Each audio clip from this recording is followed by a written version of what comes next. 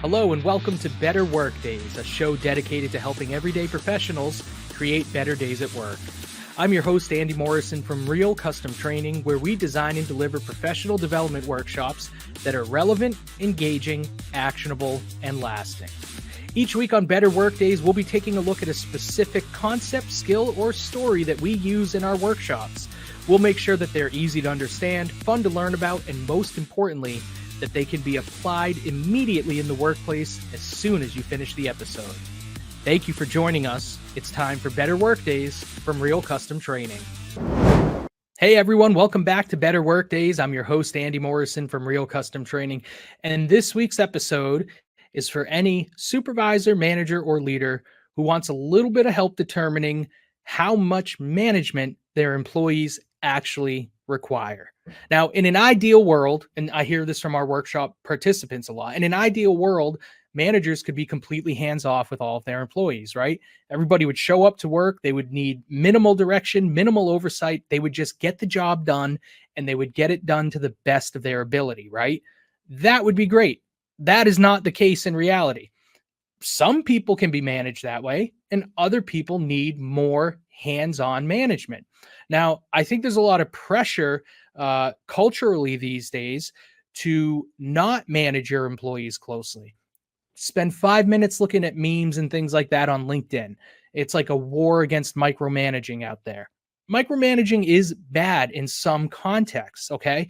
The problem with LinkedIn at times, and I like LinkedIn, but the problem with LinkedIn and all social media is you take these really complex things like management style and leadership theory, things like that, and you look at them through this prism of memes and graphics that really require you to break it down into a really binary way of looking at it. So micromanaging, bad. Empowering employees and letting them do whatever they want, good. Not necessarily. It's all contextual. It all depends on the situation. And that is why this episode, we're going to take a look at the situational leadership model. This is a model that managers and leaders can use to help them determine how much management their employees actually need, and if their employees are ready to be fully empowered. And you can take that kind of hands-off management approach that we all want to take. And that really, I think most people want to work for managers that are largely hands-off. But employees also need to be aware that there's going to be times where they require more management. But that's for another episode. Today, we're going to look at it from the manager's perspective, the situational leadership model, and how you can use it to determine how involved, how much direction your employees need from you. So the situational leadership model, I have to thank Brian Strigel. Brian, I hope I'm pronouncing your last name right. Brian's a branch manager at Jewett City Savings Bank, and we did some work with them recently, and Brian was one of the participants. Great participant, brought a lot to the table, and myself and my co-facilitator, Rocky Blunt, learned a lot from those folks, including Brian. And one specific thing that Brian mentioned was this book right here, Leadership and the 1-Minute Manager. So this is Ken Blanchard's book where he lays out his situational leadership model. And there's other variations out there of situational leadership too, but we're largely pulling from Blanchard's work here. And so thank you to Brian for recommending that book. The situational leadership model is essentially built on this idea that there are two primary types of leadership behavior. Keep in mind, when I say leadership behavior, I could just as easily say management behavior, supervisor behavior, okay? This is how you lead other people, how you be a boss. When you're being a boss, you're going to be exhibiting two types of behavior for the most part. The first type of behavior is directive behavior. Now, directive behavior means that you are the decision maker. You are the teacher, okay? You are telling the employee what needs to be done, and you're teaching them exactly how to do it. You're then observing, and you're providing frequent feedback to the employee, okay? That's directive behavior. When we talk about hands-on, or what I think sometimes people may mislabel as micromanaging, we're talking about directive behavior, where you're saying, here's the decision, here's what I need you to do, here's how I need you to do it. The other type of leadership behavior is supportive behavior. That means more listening rather than telling, more involving rather than teaching, facilitating the employee's work rather than directing their work, and encouraging the employee rather than providing feedback to them. Okay. And we'll get into a little bit of the differences between the two, but directive behavior is really more of that hands-on management style. Supportive behavior is a little bit more hands-off, a little bit more of a two-way street involving the employee more. So there's 4 leadership styles in this model, and they're based on 4 combinations of how much directive behavior and how much supportive behavior you're using with an employee at any given time.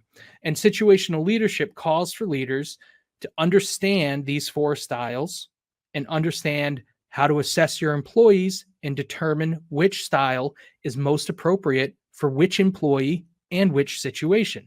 And so that's what we're going to look at today is how do you understand those styles and how can you get started trying to apply those styles situationally based on the employee that you're working with. So the 4 styles in the situational leadership model. Style number 1 is directing. High directive behavior, low supportive behavior. That's the combination of the directing style. So that means you as the leader, you're providing very specific direction about goals for the employee. You're showing and telling them how to accomplish those goals. You're closely monitoring their performance and you're providing frequent feedback. Okay. Much more of a one-way street. Again, this is what maybe sometimes people would call micromanaging, and it's not always micromanaging. It depends on the situation. We're going to talk about that in a little bit later in the podcast. We'll talk about when is this style most appropriate. When it's used inappropriately, yeah, then it's micromanaging. But that does not mean that anytime you use this style, you're guilty of micromanaging. If you think that and you avoid this style as a result, you may end up doing more harm than good with your employee. Some employees need this style, and we'll look at which types of employees need this style in a little bit. But before we get there, we'll look at style number 2. The next combination of directive and supportive behavior is called the coaching style. This is when you're high on the directive behavior and you're high on the supportive behavior. So you're setting direct goals and you're also explaining the why behind it. So you're saying, here's what we need you to do. Here's how we need you to do it.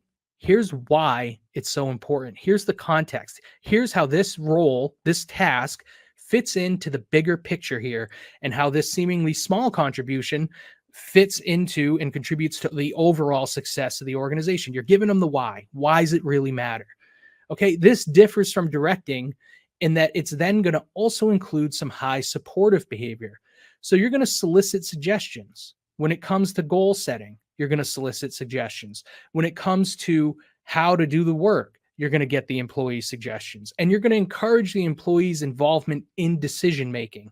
So still, you're providing a lot of high directive behavior, but you're making it more of a two-way street. The employee is putting some skin in the game, okay? You're doing that through the high supportive behavior.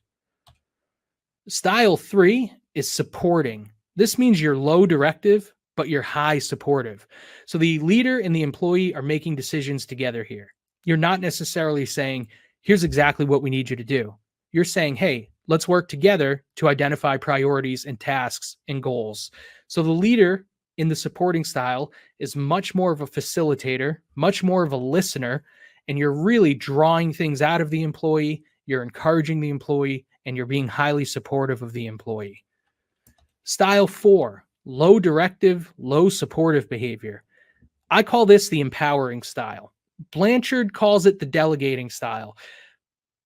I find that confuses people because traditionally, and this is the approach we take at Real Custom Training, when we talk about delegating, we're talking about assigning tasks to another person, okay?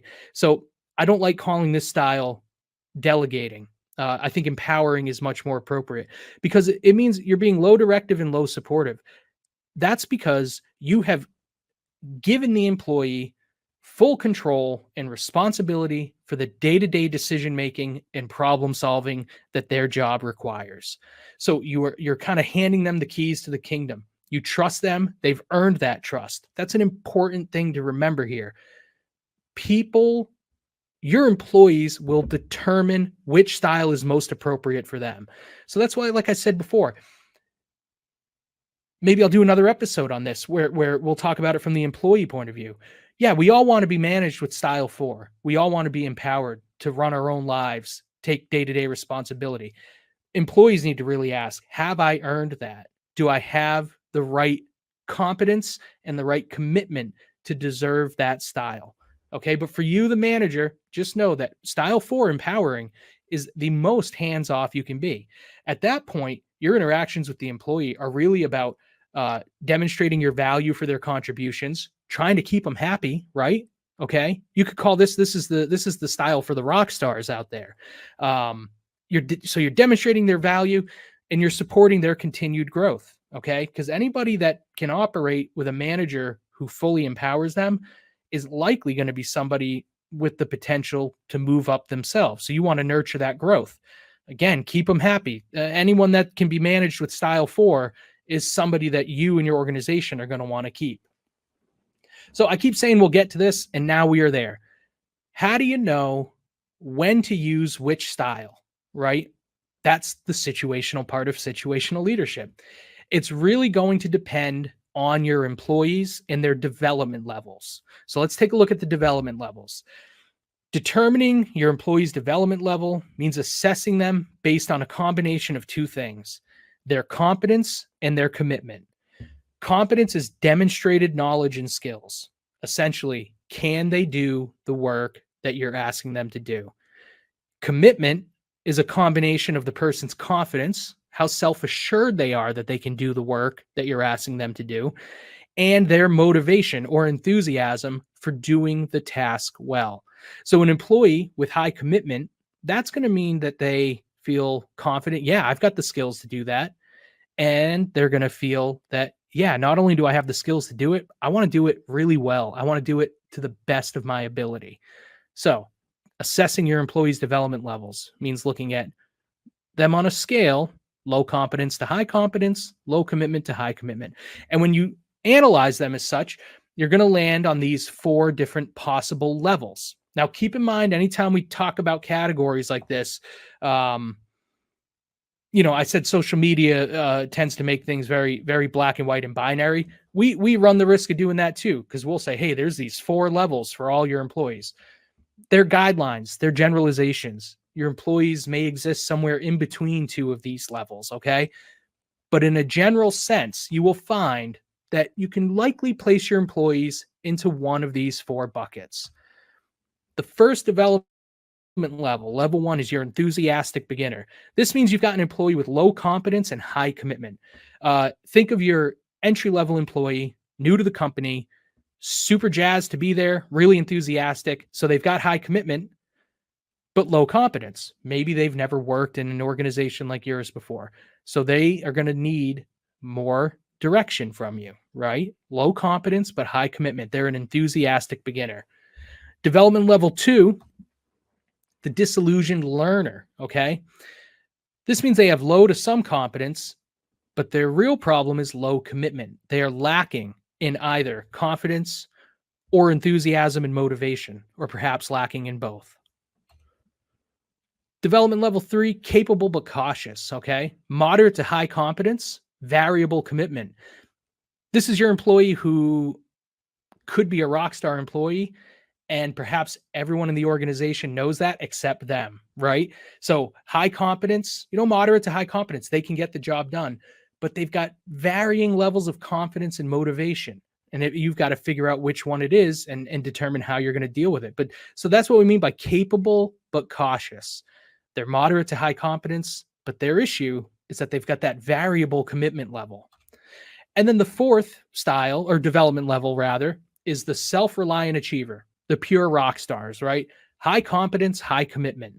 That's what we mean by self-reliant achiever. So if you think about these levels and you think about the people on your team, you probably are already saying, oh, you know what? So-and-so is really at level 1, and so-and-so is really at level 3, and this other person's at level 4.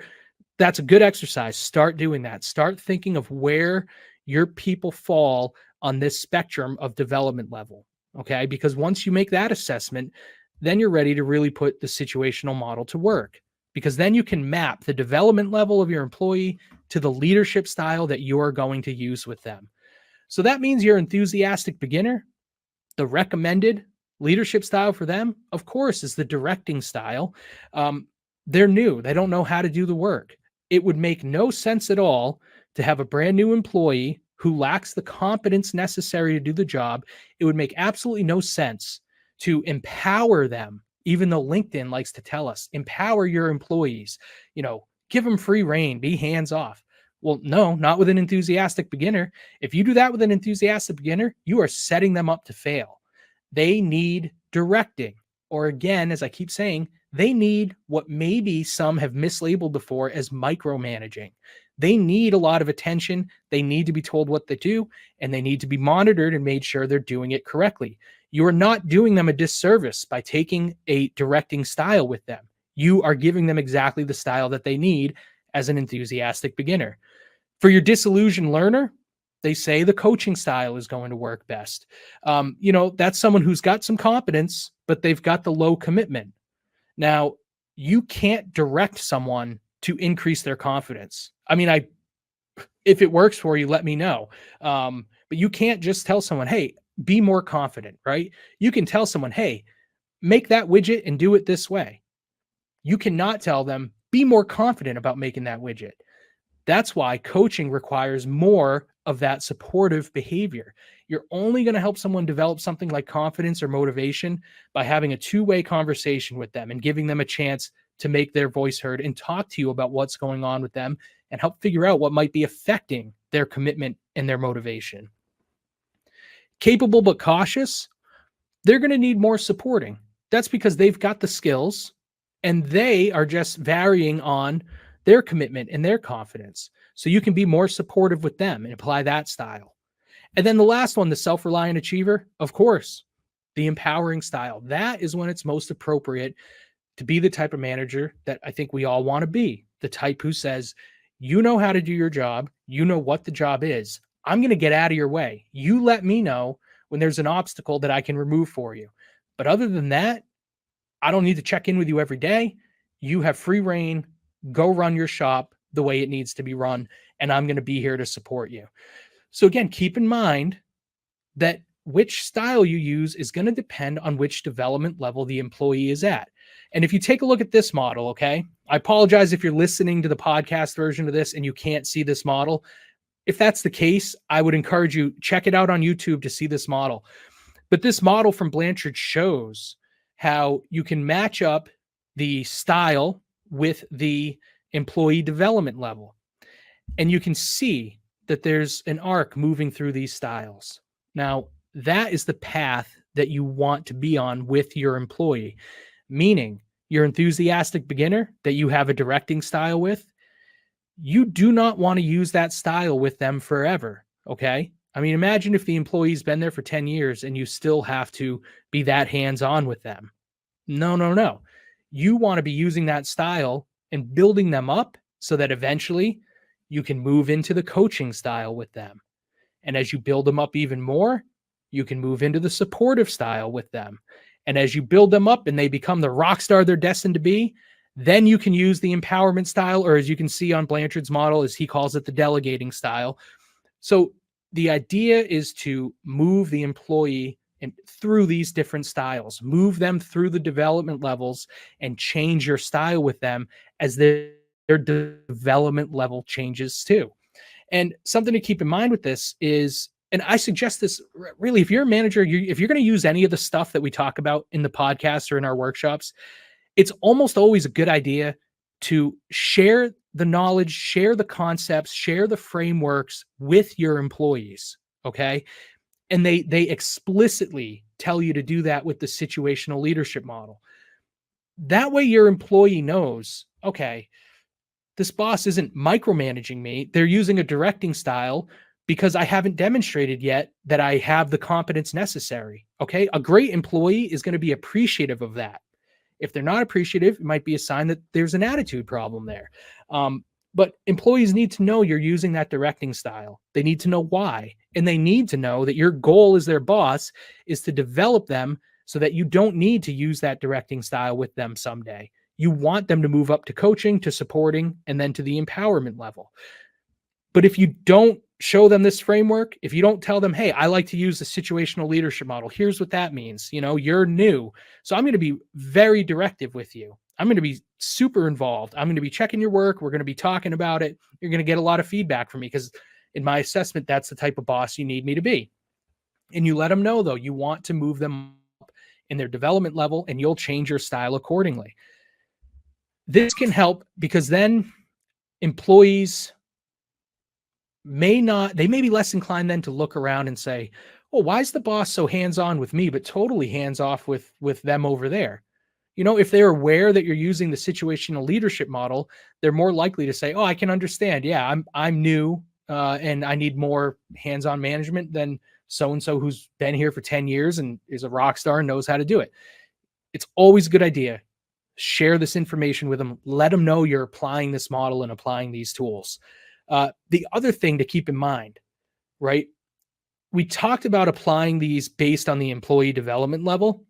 That employee development level could vary from task to task. So I'll use myself as an example. If I had a boss at Real Custom Training tomorrow who took over and became my supervisor, if they used a directing style with me when it came to running the podcast or creating our workshops, designing our materials, I would buck against that. I would have a hard time having someone lead me with that directing style because I don't think it's the most appropriate for me. I think I've proven I've got the competence and the commitment to be at the supporting or ideally the empowering level, right? For those specific tasks. However, my development level may vary given the task. If that same boss wanted to work with me on some of the things I struggle with that aren't my favorite things, like bookkeeping, okay, then a directing style would be most helpful. If that same boss, when it came to keeping the books and running doing the numbers for the business, if they used an empowering style with me, I'd probably fall flat on my face. That's an area of growth for me where I need a lot of direction. I need a lot of support. So when you're assessing your employees, you may find you have some employees that when it comes to certain parts of their job, you're operating with that style that empowerment style. When it comes to other parts of their job, maybe you give them a new responsibility. It's something they've never done before. You may be using the directing style with them on that part of their job. So it changes from employee to employee. And even for each employee, it's going to change situationally depending on their competency and their commitment to a given task or a given project. Now, the last thing I want you to keep in mind with situational leadership model is this quote from the book that I love. There's nothing so unequal as the equal treatment of unequals. When you look at a lot of the stuff on LinkedIn, when you look at the things about empowerment and about being a hands-off boss, it can make you feel like that's how everyone needs to be treated if they're going to be treated equally. But as Blanchard lays out, and I agree with them, that's not always the best approach to management. You've got to take a situational leadership approach, really assess who your employees are, what their competence level is, what their commitment level is, and then apply one of the 4 leadership styles accordingly. If you can do that, you're going to get more out of them, and you're going to have an easier time moving them from one development level to another. So again, make sure you're on the same page with them if you are going to adopt the situational leadership model. Talk to your employees about it. Let them know you're doing it. Let them know which style you've decided is most appropriate for them. And then you can all be on the same page if you start to apply the situational leadership model. And again, if you want to do a deeper dive into this, as Brian suggested to us, Leadership and the 1-Minute Manager, it's a great book. You can put this book away in, couple of hours. It's told from kind of a narrative. It's got more of a narrative style than a lot of these types of books, which was different to me, but I liked it. But it's a fairly quick read. You can get through it pretty quickly.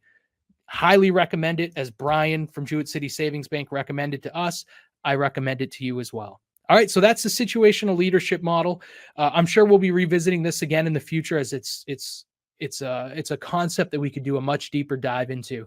But for now, your homework, I would say, is familiarize yourself with the styles, the development levels, and then start thinking to yourself which level your employees are at in general and which level they're at for certain facets of their job. And then once you've done that assessment, talk to them about the situational leadership model, tell them which style you think is going to be most appropriate for them, and then start trying it out. And I think you'll find you'll get better results than if you try to take a one-size-fits-all approach to your management, because employees are not all the same. So your style, your management style, your approach to each of your employees should not be the same in every regard. You've got to change it up, and you've got to change it up based on the situation. This model can help you do that. All right. Well, thank you for listening. As always, we've heard from even more companies and local people here in Northeastern Connecticut that they're checking out the podcast. They're using it as an internal resource. Music to our ears. That's exactly what we want this to be. So if you're listening, I appreciate you. And I would also appreciate it if you help us spread the word about better workdays and real custom training. So make sure you like us on Facebook, like us on LinkedIn, subscribe on YouTube, and let people know that Better Workdays is here, and it's a great free resource for management and leadership development. I'll see you next week. Thanks a lot.